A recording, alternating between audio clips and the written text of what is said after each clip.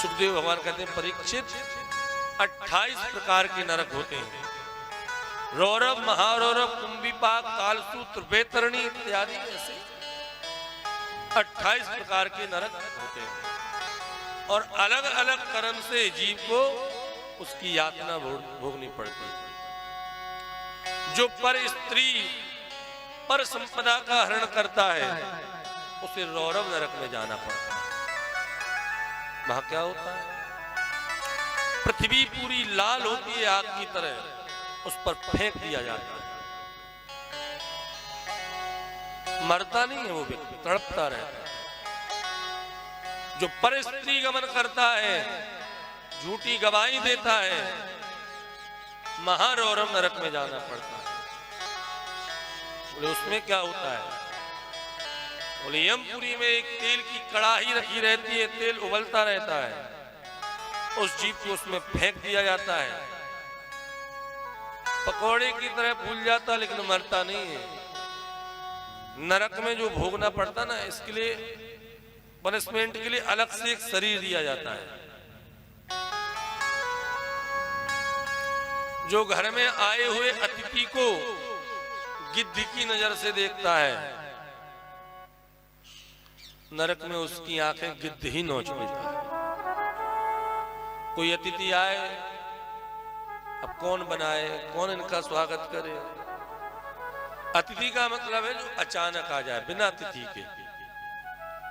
Phone लगा के आए, उसको भली देख लो कैसी भी आंखों से, लेकिन कोई बिना बुलाए आ जाए, उसका बड़ा आतिथ्य करना चाहिए। अतिथि देवो भव। जब इस प्रकार नरकों का वर्णन किया, परीक्षित तो डर गए। बोले महाराज बस कीजिए। सुखदेव भगवान बोले राजन डरने की जरूरत नहीं है, ये नरक भी जरूरी है। अगर इन नरकों का डर ना हो तो बिना अंकुश के हो जाएंगे जी, इसलिए इन नरकों का अंकुश जरूरी है। तो महाराज अगर जीवन में किसी से छोटे मोटे पाप हो जाते हैं, अनजाने में पाप हो जाएं, उनका प्रायश्चित कैसे होगा?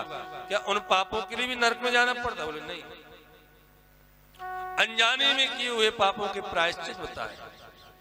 जैसे हम नहीं चाहते तब भी कुछ पाप हो जाते हैं। अब हम मार्ग में चल रहे हैं, कई बार चींटी इत्यादि हमारे पैर से दब के मर जाते हैं। जो लोग चूल्हे पर भोजन बनाते हैं लकड़ी से, कई बार लकड़ी के माध्यम से कई कीड़े मर जाते हैं, खेती के माध्यम से कई कीड़े मर जाते हैं। तो ये अनजाने में किए हुए पाप, हम चाहते नहीं कि पाप करें। तो ऐसे लोगों को नित्य 5 यज्ञ करना चाहिए अपने घर में। प्रत्येक गृहस्थी को ये 5 यज्ञ नित्य करना चाहिए। बहुत छोटे से यज्ञ। पहला यज्ञ घर में जब भोजन बनाए, पहली रोटी गाय की, अंतिम रोटी कुत्ता की। दूसरा यज्ञ जो भी बने अपने पितरों के निमित्त होम। तीसरा जो भी घर में बने ठाकुर जी को प्रसाद लगाकर। चौथा यज्ञ जो जलचर जीव हैं, जल में जो जीव रहते हैं, मछली इत्यादि, उनको गीला आटा करके खिलाएं। पांचवा यज्ञ कीट पतंग चींटी इत्यादियों के लिए बूरा आटा, जैसे पेड़ वगैरह के नीचे रहते हैं, वहां थोड़ा सा आटा और मीठा बूरा मिला करके डालना चाहिए। ये 5 यज्ञ जो नित्य करता है, अनजाने में किए हुए पापों का प्रायश्चित हो जाता है। और प्रत्येक गृहस्थी को ये 5 यज्ञ करना ही चाहिए। परीक्षित ने कहा महाराज अगर कोई बहुत बड़ा पाप हो जाए तो उसके लिए क्या करना चाहिए? सुखदेव भगवान कहते हैं राजन अगर कपड़े में खूब जोरदार दाग लग जाए, कई बार कपड़े में ऐसा दाग लग जाता है जो नहीं छूटता है, तो उसको कैसे? बोले बढ़िया से बढ़िया साबुन लाओ और साबुन से अच्छा उसका बढ़िया से बढ़िया साबुन से कपड़े को साफ करो। अगर बढ़िया से बढ़िया साबुन से आपने अपने उस कपड़े को साफ नहीं किया तो कहां जाएगा? बोले धोबी घाट।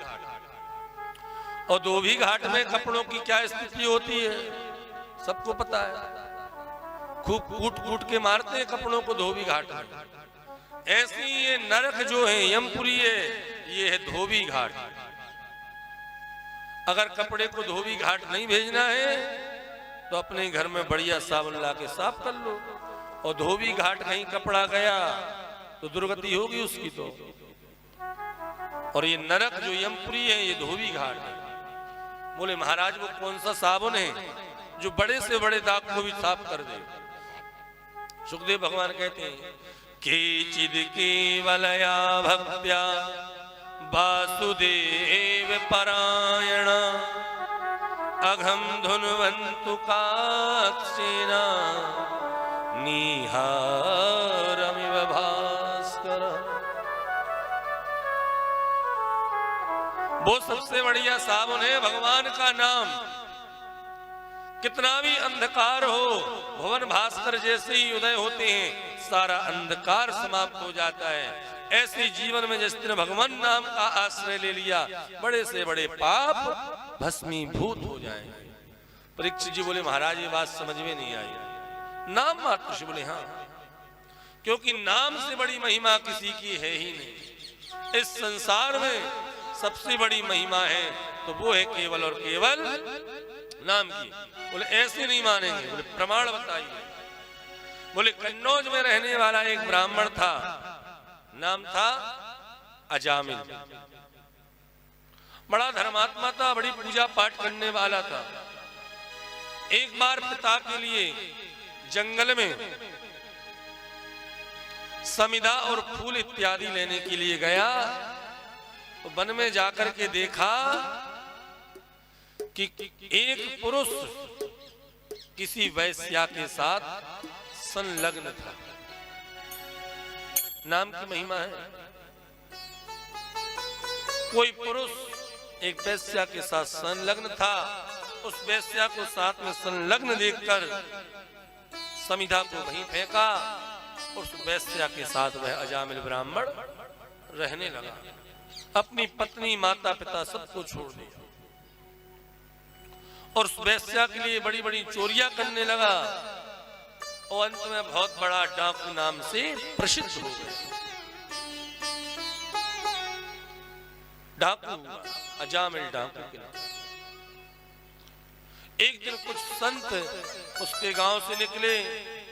पहले के संत जो होते थे वृंदावन से अयोध्या, अयोध्या से वृंदावन की पद यात्रा करते थे पैदल। तो अजामिल का गांव रास्ते में पड़ा। महात्माओं को किसी से पूछा भाई यहाँ कोई भक्त है? कोई मजाकिया वाला इंसान होगा। उसने कहा महाराज यहाँ तो एक ही भक्त है अजामिल। वो था वो डाकू। महात्मा भोले भाले पहुंच गए। उस समय अजामिल था नहीं।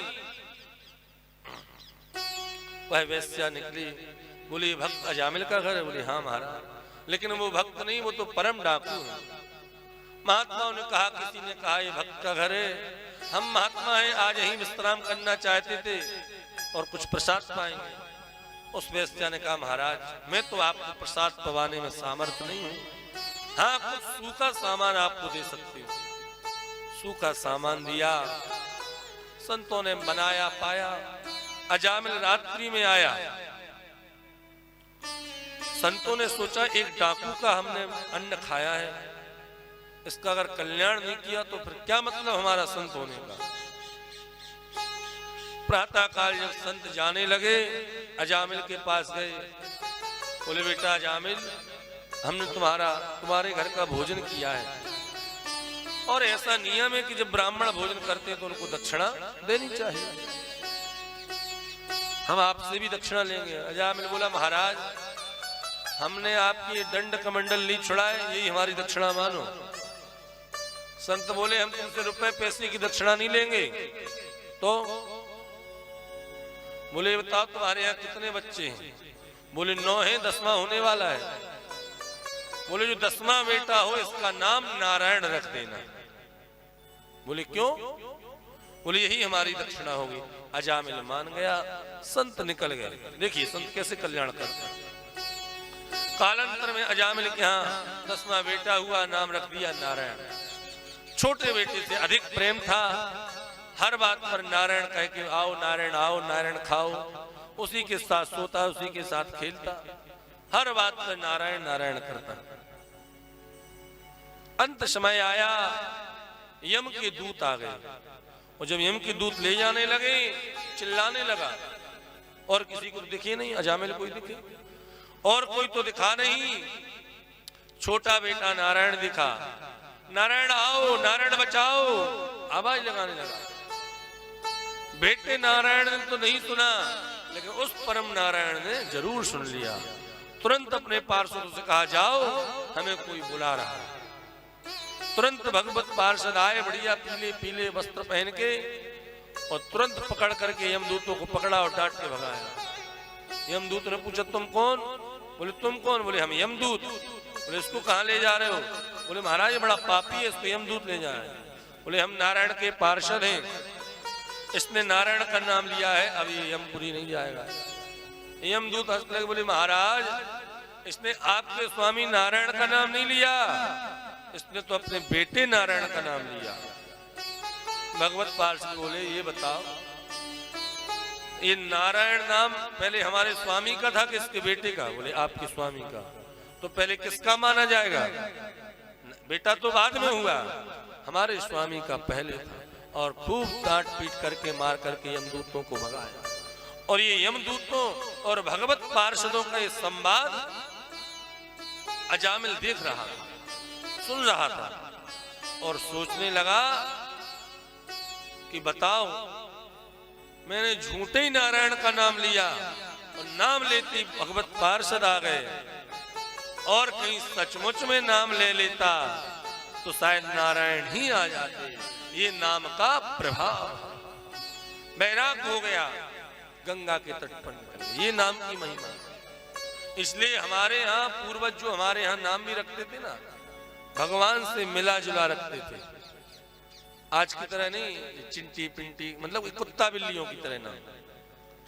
मानो वैसे भजन भी ना अगर कर पाए तो भगवान के नाम से संबंधित कोई नाम रख दिया ना, तो अपने आप भजन हो जाएगा, ना चाहते हुए भी भजन हो जाएगा। अजामिल तो भव से पार हो गया, और हम लोगों को भी भव से अगर पार होना है, इस संसार सागर से पार होना है, तो हमें भी केवल और केवल भगवान नाम का आश्रय लेने पड़ेगा, दूसरा कोई सहारा नहीं। अजामिल तो गंगा किनारे पहुंच के निकल गया।